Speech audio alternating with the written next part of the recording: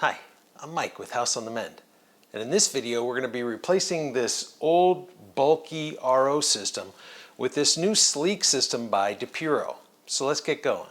If you break it, he will fix it. If you buy it, he will build it. House on the Mend. Now, if you find this video helpful, be sure to give it a thumbs up. It's really helpful and I'd appreciate it. Full transparency, I am not paid nor sponsored by Deepuro to do this video. They reached out to me and sent me this unit for free to do my own independent test and review. And when they did so, I was excited to replace this existing unit, and here's why. Well, in truth, I do get pretty decent performance out of this unit. The only problem is it's got 4 different filters and every one of them needs to be changed out at a different rate. Some of them are every 6 months, others are every year, and then the RO membrane is every 2 years. It's got a tank which does limit the amount of production coming out of the Met Pure faucet up here. And as you can see down here, we've had instances where various sections where all these hoses and connections are going that it's leaked over the years. We had an O-ring fail down here. So now I have to keep it in this plastic tub. So it also takes up a tremendous amount of space. You can see we've got this unit over here with the filters and then the tank over here, leaving us basically less than half of our sink to utilize, our sink space to utilize. So this is nice. The new unit is going to fit right here. There's no tank. So it's going to free up some space and it'll look clean, and there's not going to be as many failure points. Let's take a look at what comes in the box.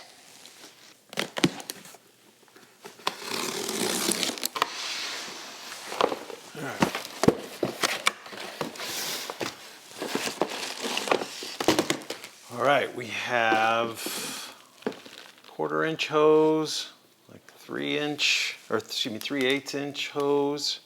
And we've got the AC adapter. This is a pretty big adapter. It does have 2 spots here where it can be screwed to the wall. I wish they could have incorporated whatever we're changing 110 volts into a little plug adapter, because now this is something we need to elevate off of the bottom of the cabinet. Because I don't know about you, but I don't want it coming into contact with water if any part of the sink and garbage disposal or RO system start to leak. So that's one more thing we're going to have to contend with. All right, there's a ton of parts in this bag. My goodness. Lots of slip fits here. I like those. The hose just goes right into those. We've got water on and off valves. Looks like we've got taps for tapping into the regular hose line.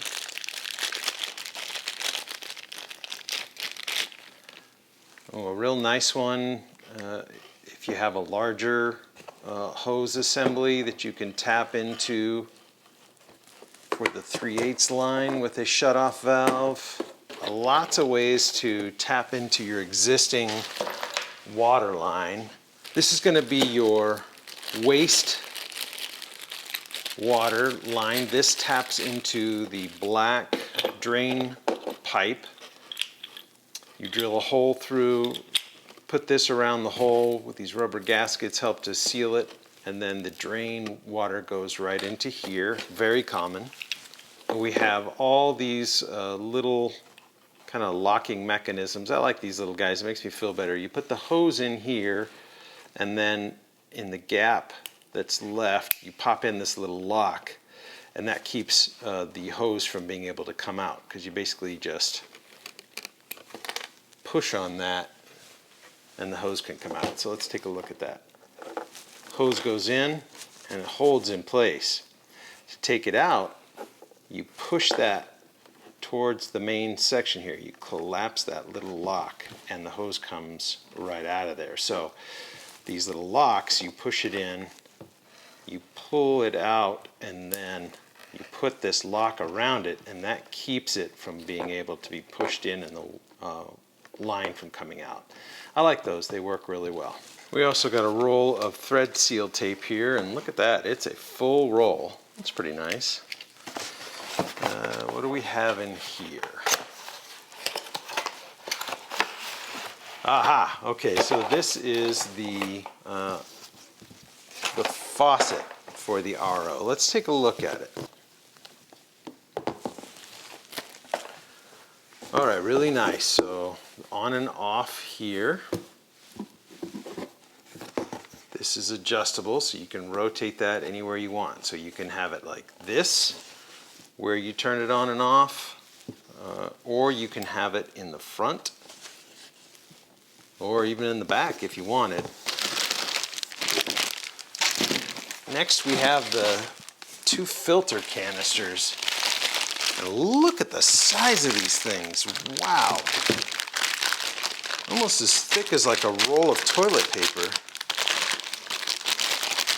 Maybe that's how they get away with just 2. Because they're massive. I can see this little in the back. You must slide it all the way in, and then there's this locking mechanism so it engages and then locks into place. There are several ports back here. And then the front says 2 RO, 1 3 PCT. So nice big filters. Wow. I wonder how much those are to replace. I'll have to look up the price. Good packaging, everything in multiple layers of like foam, not styrofoam, but really soft but sturdy foam. Let's slide the actual box out. On the bottom here we have rubber feet and a little bit of standoff. You have the feed water inlet right here, and then you have the outlet for the drain and the outlet for the drinking water. And it looks like these are just little, maybe these are just little ports that are, yeah, these are just little transporting little ports that keep it clean. So it looks like our feed has to be this 3/8 inch line. This is our power port where the plug goes in, obviously. Nothing on either side, no access door or anything like that, completely enclosed. Nothing on the top. So let's take a look at the front face. So I see flush and reset. If you look deep down in there, so that corresponds with the filters, right? This is, yeah, this is our RO, so it's got 3 that matches that. And this one has the 4 and then the open spot. So it looks like those will slide into place, and that area down there, that receiver, will actually rotate to lock them into place. And it makes it very easy. It says PCT and RO on it. So there's that, and the amount of little ports. It means there's pretty much no way we can screw it up. I see magnets, like rare earth magnets here. So it looks like you get this guy in position and it's just held on magnetically. Glad you're not driving down the road with that magnet strength, but it should be enough when it's just sitting still. That's pretty clean. Let's confirm the measurements. Just under 6 inches wide, tall with the feet. Let's get a measurement with the feet. We're looking at about 16 inches. And from the back to the front with the cover plate on is, looks like 17 1/4, maybe just a little bit more, 17 3/8. I really like this manual. It's really well written. Let's go through a few things. First of all, I am not a representative of Deepuro. They sent me this unit to review, but I am not an employee there, and I'm not affiliated with them otherwise. So if you need information that I don't have on this video, I'd be happy to answer your questions in the comments below. Otherwise, you can go to support@deepuro.com. Now let's go over a couple things I liked about it. First of all, look at the size of this font. They are speaking my love language here without having this tiny little font that I can barely read. First of all, you can take your smartphone and you can click on this QR code and it'll send you right to their YouTube installation video. I watched that video to make sure nothing I was going to say or do would conflict with it, and it's very good. It's very detailed. The one thing I will say is it is not in a typical sink area. It's like a set that is waist height and completely wide open. So we're going to be doing much more of a real world installation than you'll see here, but it does cover all the points. So on this first page here, it says the warranty is 1 year from the date of purchase. But if you go back to page 23, it says 1 year standard warranty as well as an additional 2-year warranty for core components. So that's the water pump and the control modules. Now, consumable materials such as the actual filters are not covered by the warranty. All right, here's some stats I found very interesting. First of all, the feed water pressure. Your typical house pressure is going to be anywhere from 40 to 60 psi. This unit can handle 21.8 to 87 psi. So that is a huge range that it'll operate under and work properly. Anything above or below that, you're going to be possibly having issues. And here's something I've never seen before. A feed water temperature has to be between 41 and 100 degrees Fahrenheit. Now that could be an issue if you're in an area where you get extreme cold temperatures, and vice versa if you're like us out here in the desert and it gets really super hot, you might run into something there. So that's something to consider, but probably not for most people. Daily production rate, just like in the Amazon ad, is 600 gallons per day. And then the reason why this unit is so large, come to find out, is it's converting 110 AC down to 24 volts DC. Instructions are all very good. The grammar is pretty good. I found a few errors, but they obviously have a person who is fluent in English either editing or completely writing this manual. So that's nice to see. All right, basic installation steps are pretty well done. When you're taking your measurements, just make sure you're not thinking about putting it against the cabinet wall. It's gonna cause vibration and it could be pretty loud.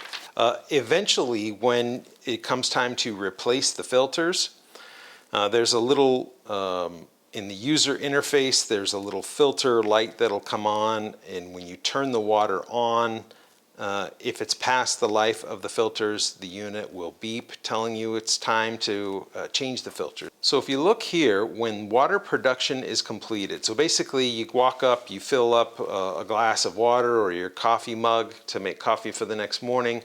Each time you produce water and you turn it off, the machine will automatically flush the water for 5 seconds. So it sounds like you're going to hear a little something going on down there every time you run the machine.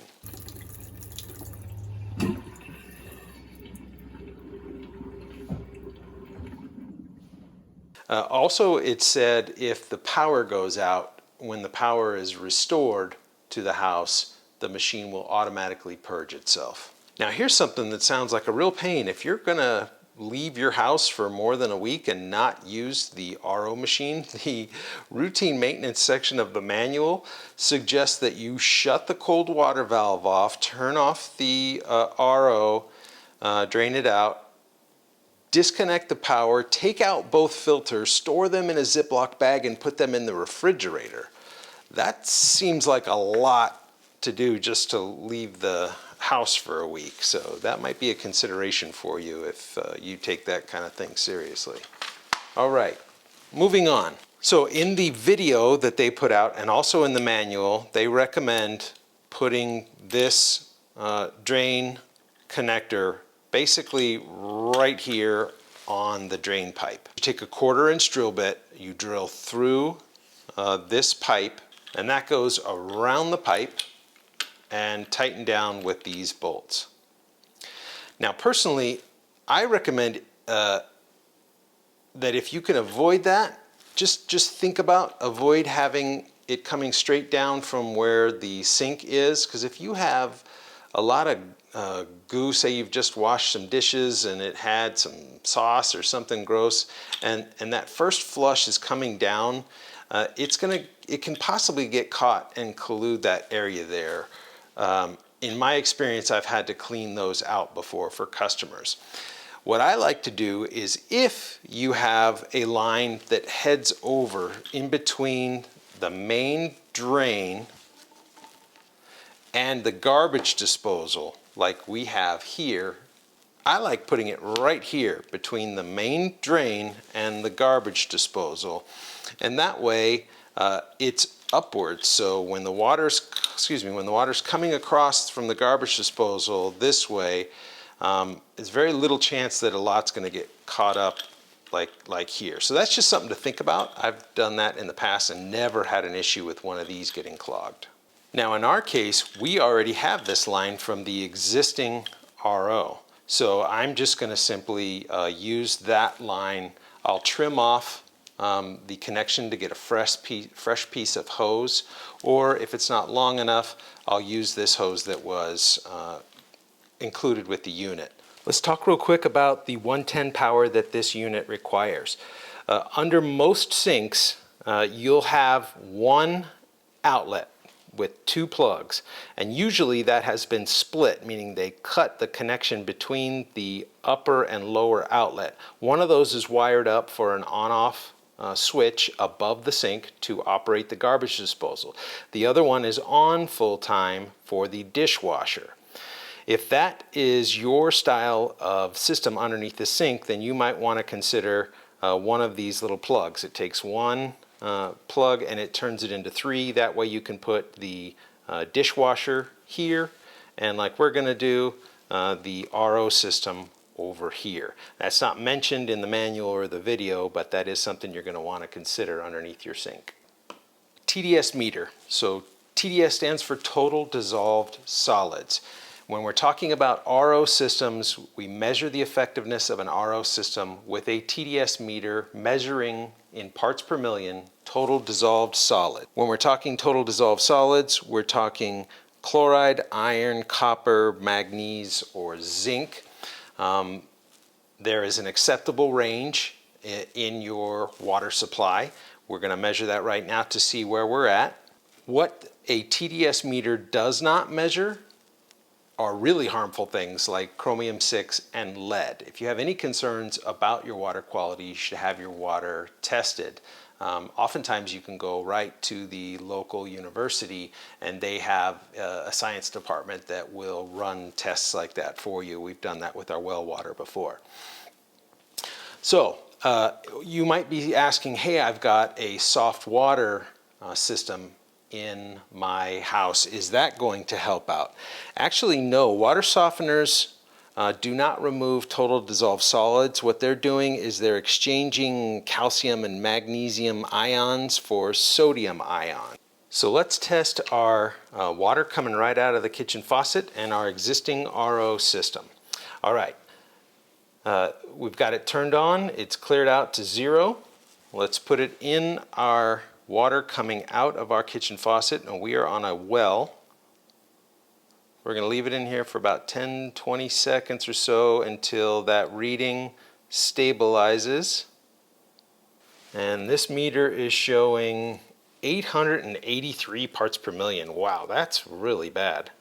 So let's dry it off with a rag here real quick. Let's hit clear. Give it a second to reset.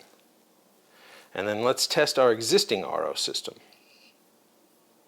Now, this meter is testing the amount of metals in the water, basically. It's got 2 probes and it can send a very small electric charge between the two, and if there's a lot of metal solids basically in the water. It has an easier time, basically less resistance. If you have cleaner water, then it's got more resistance, and that's basically what it's measuring, but kind of at a molecular level, right? Parts per million. All right, let's see what we got here. We are at 61 parts per million. So clearly our existing RO system is doing a good job of filtering out all the total dissolvable solids coming out of our well water. I'll be interested to see what our reading is with our brand new system, since it's been about a year since I've changed the filters in our existing RO system. All right, let's get going with taking out this unit. I shut off the water supply over here. I purge the pressure from the actual kitchen faucet as much as possible, but there's still going to be a little bit of leak there, so I've got this bucket for that line when the time comes for that. I purged all the water out of the tank and then shut it off here to the point where our faucet up top is not giving out any water anymore. So now we're ready to disconnect and take out this old unit. Because I know every single one of these has got water in it, I'm going to put the unit right into this plastic tub and then scoot it out of the way.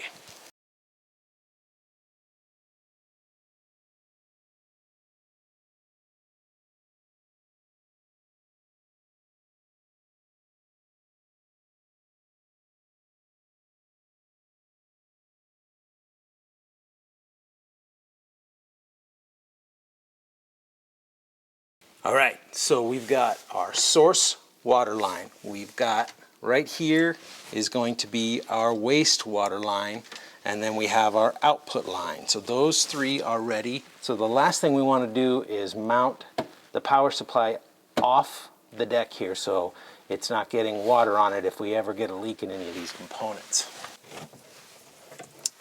So this is the plug going to our dishwasher right over here. So I'm going to plug that guy in right there and plug him back in. That leaves us a plug for the RO system just as soon as I mount it. So I have these little stainless screws that I'm going to use because they don't rust like the little black ones tend to do.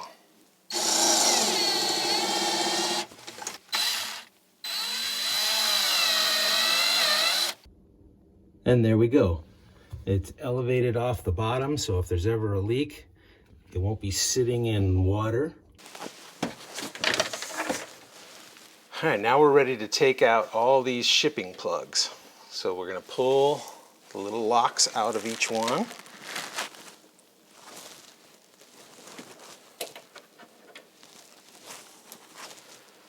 Press in to release. And there we go.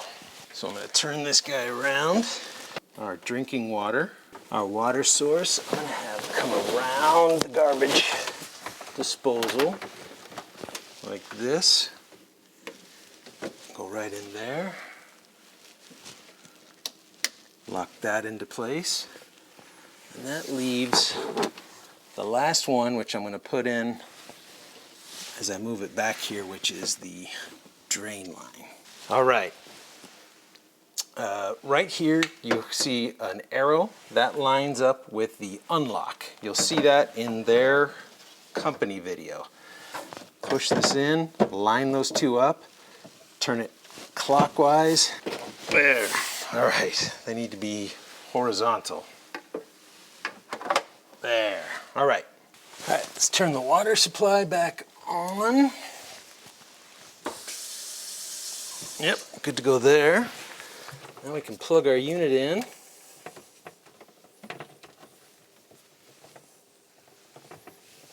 Let's listen to what it sounds like.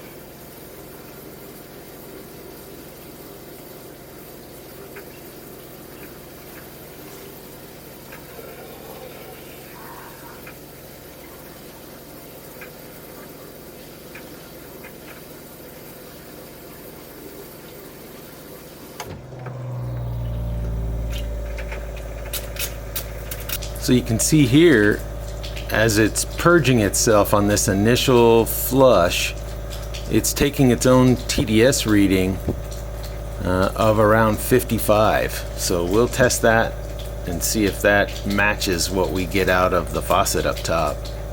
There it is, dropping again. Look at that. This thing's steadily leaking right on this back plate here on the back of the unit. Just a steady drip, drip, drip from internally.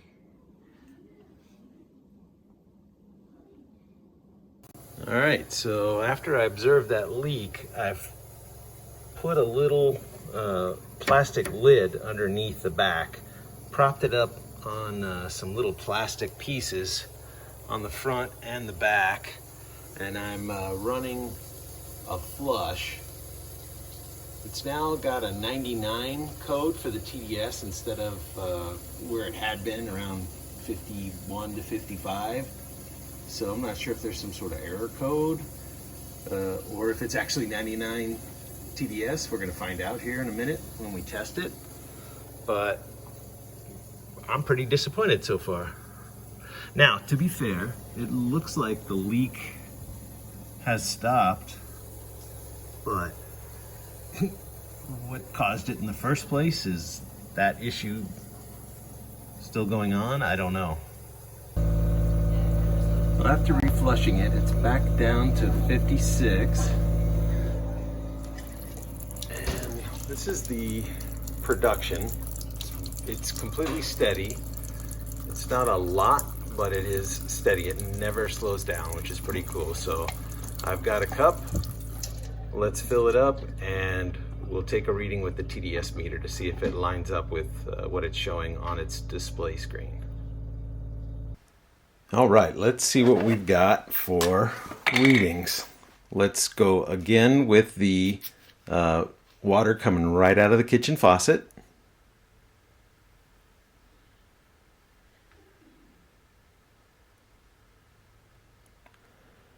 Giving it about 10-15 seconds to stabilize the reading. There we go. 855 parts per million. Eesh. All right, I'm going to dry off the probe here real quick and hit clear. And we're ready. Now into the water sample from the new Deepuro RO.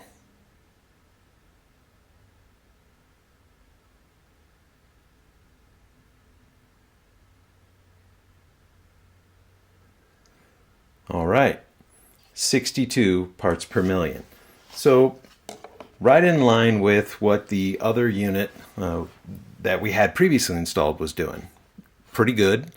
It's definitely doing its job. Now here's a sample of the water that's come out of the new RO system, and as I look through it, it may not translate through the camera. It is crystal clear. There are no floaties. There's no bubbles, there's no cloudiness, and of course the most important, the taste test, it is tasteless. It doesn't have any kind of aftertaste or bad taste to it, so it's definitely doing its job. So immediately after discovering that leak, I reached out to the support email on the front cover of the manual, and in response I got this weird cryptic email that was in Chinese and I couldn't understand any of it. Now, that doesn't sound good, but that may be because at the same time I also emailed my contact from Deepuro who had arranged to send me the unit, and he was very responsive. In fact, he got together with the engineers and they tried to figure out what happened to the unit. At first they thought it might have been a shipping issue, but as you clearly saw in the unboxing portion of the video, everything, including the outer portion of the cardboard box, was in great shape with no visible damage anywhere. They then asked me to turn off the unit and unscrew the two filters and photograph the stems on the back of the filter and then also down the two ports in the unit. And I sent those pictures to them. They said they couldn't tell or see any damage, and as you could see in the unboxing portion of the video, all those pieces were in great shape. There was no damage. They then told me they were going to ship me out another unit with their apologies so that I could continue my review.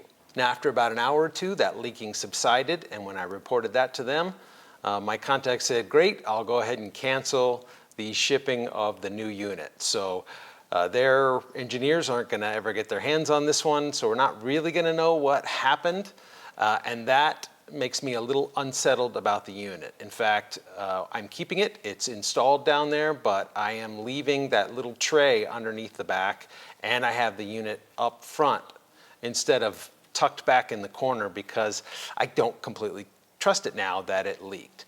So what do I think happened? Because the leaking stopped after I removed the filters to photograph them for the engineers and then put them back in and fire the unit back up, I'm wondering if the stems that go into those little black O-rings on the very back of the unit might have not sealed properly.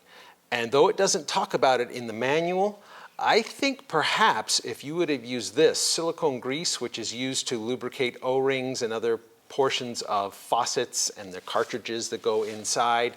It's food grade, non-toxic. I think if I had put a little bit of this around those plastic stems before inserting them into those O-rings the first time, that perhaps we would have never had that leak. And I would like their engineers to maybe give that a try. And that might be a tip for you if you've already purchased this unit and you're looking for some installation tips to give a try. That might have made a difference. Now let's talk about production.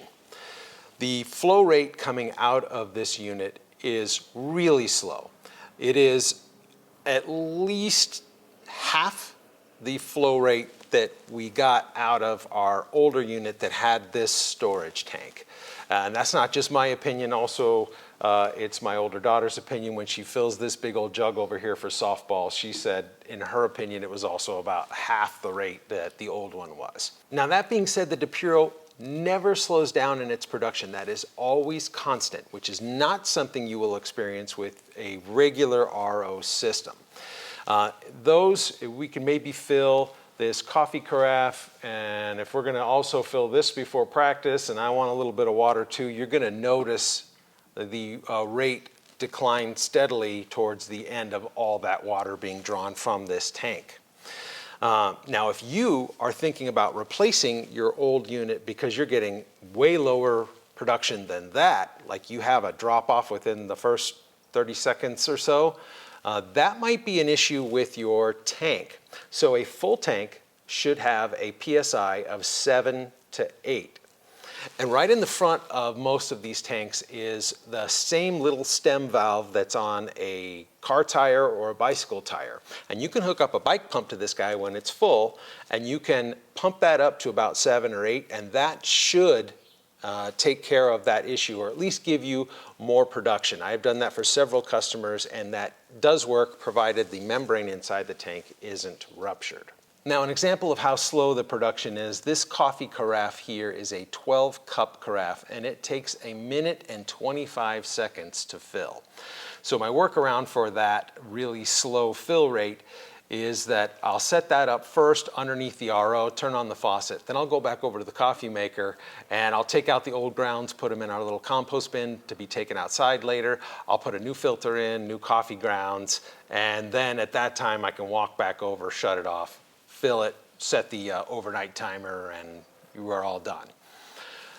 So for a more scientific test, I wanted to see, because the manual stated that it was this impressive 600 gallons per day production rate, I wanted to see, well, how long does it take to just produce a gallon of water? So I took this bucket with these nice little markings on the side, and I set that up underneath the RO faucet, and it took 3 minutes and 5 seconds to fill this bucket with 1 gallon of water. And so the likely question is, well, yes, that is a long time, but what is the flow rate coming out of your water supply line? And that's a fair question, so I wanted to test that. And as you can see here, it's really fast. There is obviously no problem with water pressure. I drenched myself and the entire cabinet area underneath the sink because there was so much pressure coming out of that little line. Anyway, after I cleaned all that off, I came up with this solution here where I ran a line into this blue bucket to control the water, and then it took only 45 seconds for the water supply line to produce a gallon of water into this bucket. So clearly the issue isn't with my house water pressure or the water flow rate out of the supply line. It is the Deepuro unit having a pretty substantially slow rate. Now, if you found this video helpful in making a purchasing decision, will you please give it a thumbs up? It really helps the YouTube algorithm to start suggesting it to more people, and I appreciate all of you that do that. Also, please consider subscribing. I work really hard to put out good quality content, and there's more videos to come. I'm going to leave links to everything that I talked about, including the TDS meter and the silicone grease and the Deepuro unit. Now, full disclosure, these are affiliate links, so if you click on them and end up making a purchase, it doesn't cost you a thing, but I do get a small reward at the end of the month. It helps to justify the time and effort it takes to make these videos. For example, that TDS meter I purchased with rewards money from Amazon, and so thank you to all of you who have done that in the past. Until next time, thank you for watching.